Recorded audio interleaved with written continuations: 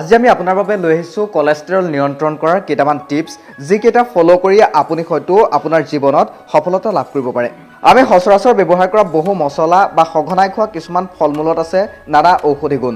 ইয়াৰে বহু মছলা আৰু ফল-মূলে আপোনাৰ কোলেষ্ট্ৰল সমস্যা নিয়ন্ত্ৰণত সহায় কৰে।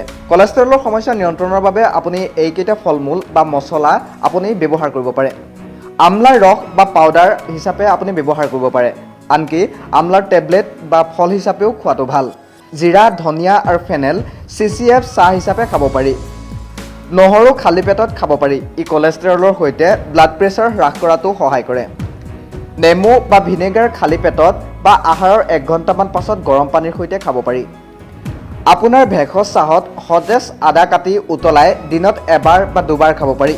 শুকান আদা গুড়ি ৰাতিপুৱা মৌৰ সৈতেও খাব পাৰি বা পানীত উতলাই গোটেই দিনটো খোৱাৰ ক্ষেত্ৰতো আপুনি ব্যৱহাৰ কৰিব পাৰে।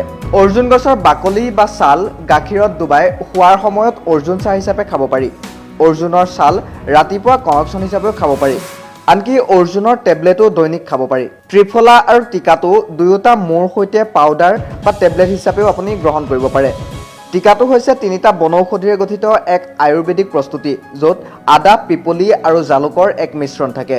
আনফালে ত্ৰিফলা হৈছে আমলখি, শিলিখা আৰু ভোমোৰাৰ গুটিৰ দ্বাৰা নিৰ্মিত এক সুপৰিচিত আয়ুৰ্বেদিক প্ৰস্তুতকৰণ। কোলেষ্ট্ৰল নিয়ন্ত্ৰণৰ ক্ষেত্ৰত আপুনি জষ্টি মধু, চাহ, মিশ্ৰণ বা চূৰ্ণৰ ৰূপতো খাব পাৰে। সচৰাচৰ ব্যৱহাৰ হোৱা এইসমূহ ফল-মূল আৰু মছলা যদি আপুনি নিয়মিতভাৱে গ্ৰহণ কৰে তেনেহ'লে আপোনাৰ কোলেষ্ট্ৰল নিয়ন্ত্ৰণৰ ক্ষেত্ৰত যথেষ্ট সহায়ক হ'ব।